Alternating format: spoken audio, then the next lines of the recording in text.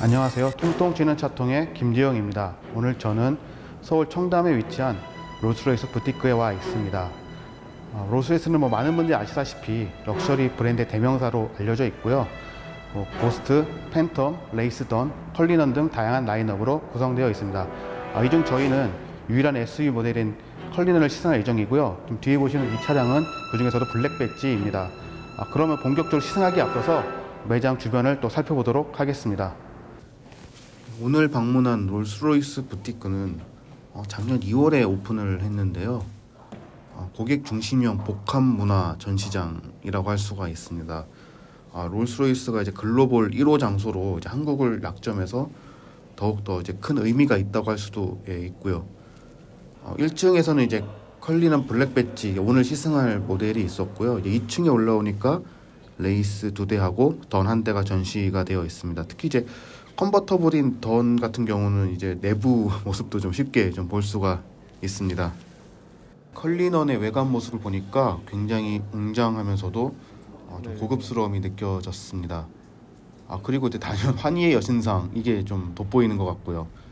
보닛 위에 이제 위치해 있는데 그 모습을 보니까 이제 우아한 여성이 날개를 활짝 펼치고 이제 허리를 굽힌 그런 모습이 연상이 되고요.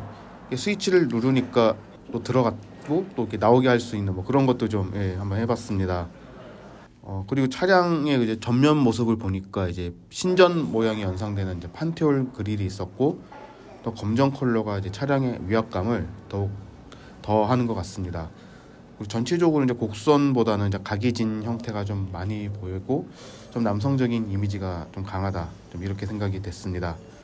옆쪽을 보니까 이제 코치도라고 이제 있더라고요. 그러니까 일반적인 이제 그런 방식이 아니라 이제 마차처럼 이제 양쪽에서 이제 여는 그런 모습인 것 같고요. 그리고 이제 아무래도 롤스로이스 하면 또 이제 우산을 이제 떠올리는데 우산도 볼 수가 있습니다. 그래서 이제 가격을 물어보니까 이제 정확한 가격은 알려주지는 않았고요.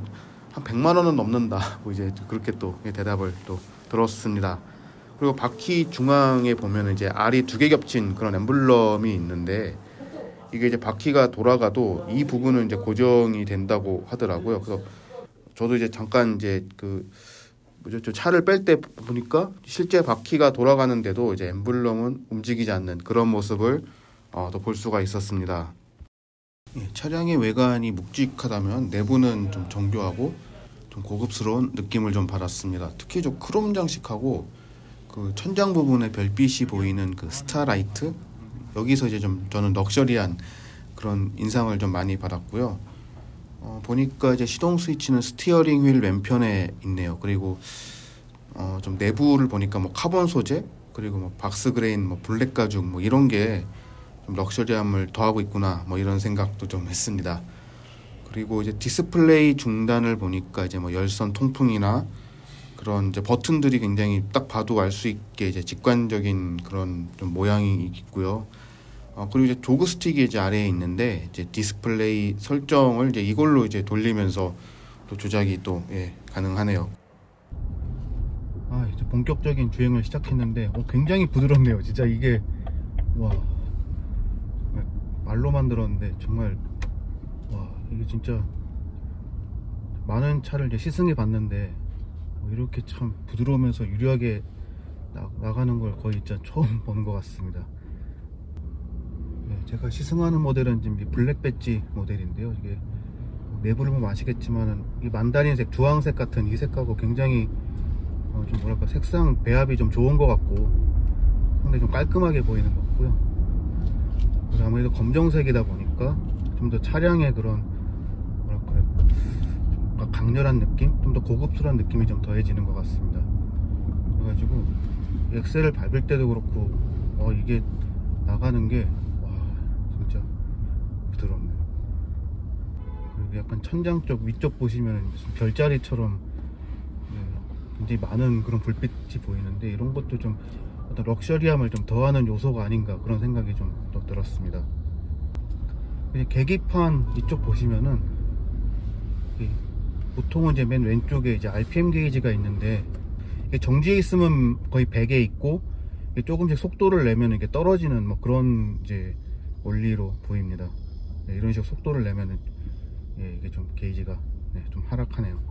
그렇게 내부를 보시면 이렇게 좀 크롬 장식들이 많아가지고 굉장히 깔끔해 보이면서도 좀 뭔가 고급스러워 보이고요. 또 옆쪽에 보시면 이제 아날로그 시계의 모습이 있는데, 이게 운전석에서 봤을 때는 3시 30분까지는 잘 보이는데 그 이후에는 좀 안 보일 것 같기도 하거든요. 지금 이게요. 이거 뭐 동승석에서 보셔야 되는 건지 싶기도 하고.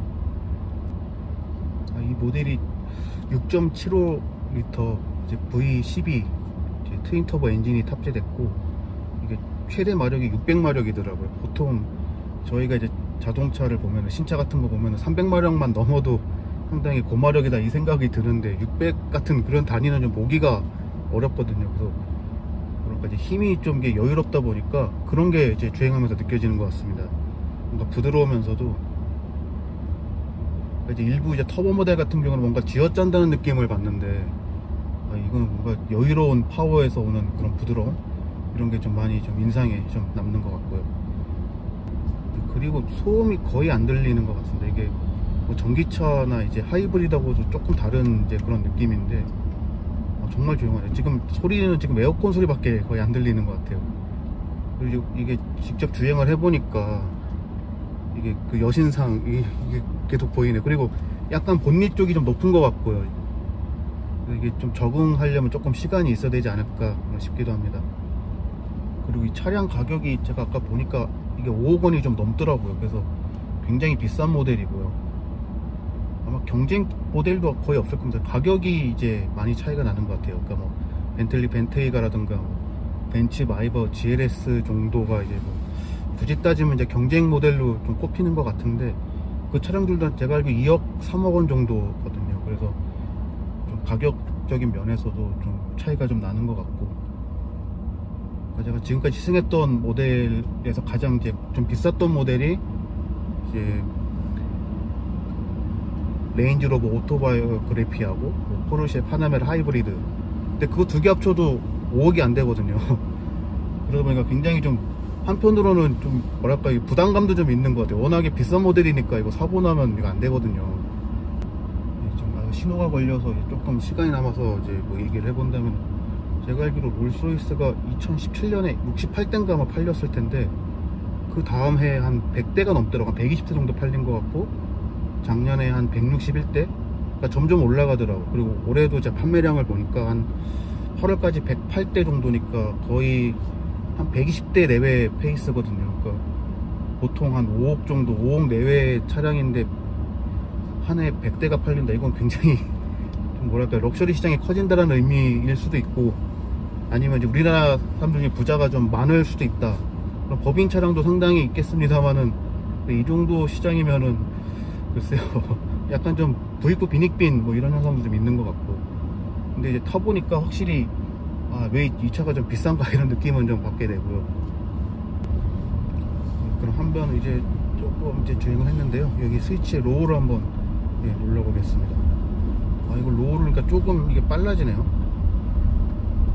아까 보니까 뭐 스포츠 모드 약간 비슷한 그런 개념으로 설명을 들은 것 같은데, 확실히 조금 이제 그런 성능이나 응답성이 좀 다른 것 같아요. 응답하는 게 다르네요. 보통 시승을 하다 보면은 이제 엑셀 반응은 좋아도 브레이크 반응이 안 좋은 경우가 좀 있거든요. 근데 빡빡하거나 해서 좀 세게 눌러야 되고 그럴 때가 있는데, 이 컬리너는 굉장히 브레이크도 좀 부드럽게 밟히는 것 같고요. 그리고 이제 이거를 누르니까 실제로 이렇게 바람이 안 나오네요. 당겨야 열리고, 누르니까 안 나오고, 당기니까 나오고 바람이. 이런 것도 좀 다른 좀 개성적인 그런 부분인 것 같습니다. 그리고 여기 정속 주행 장치를 활성화시키니까 차간거리 이 표시가 나오네요. 지금 활성화됐죠. 그래서 이거를 누르면 줄어들고, 이걸 누르면 늘어나고, 이런 것도 좀 볼 수가 있겠습니다. 그리고 조금 이제 정체가 풀려서 속도를 내봤는데요.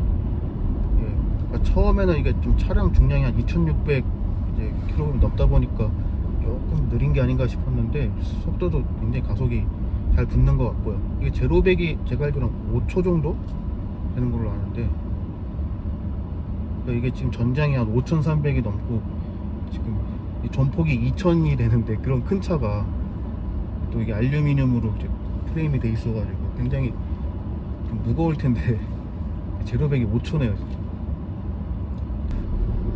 컬럼식 기어가 장착이 됐는데 이 기어의 어떤 장점은 좀 전방 주시를 하기가 더 좋다는 거, 그리고 이제 스티어링 휠 옆쪽에 있다 보니까 아무래도 이 센터 페시아 쪽 이쪽 어떤 디자인 좀 깔끔해진다는 장점이 있는데, 이제 좀 약간 단점이 있다면 이제 여기 익숙해져 있으면 이제 일반 차량 운전할 때 좀 헷갈리는 경우가 있더라고요. 그래서 이제 일반적인 차량을 많이 주행하면은 그때는 이 브러쉬가 이제 켜져가지고, 그리고 약간 벤츠나 테슬라에서도 이제 이런 칼럼 형식을 이제 볼 수 있는데, 조금 다른 점은 안쪽을 좀 당겨야 돼요. 이 컬리넌 같은 경우는 그냥 내리는 게 아니라, 그 점은 이제 예전에 제가 시승했던 그 캐딜락 에스컬레이더하고 좀 비슷한 것 같기도 하고.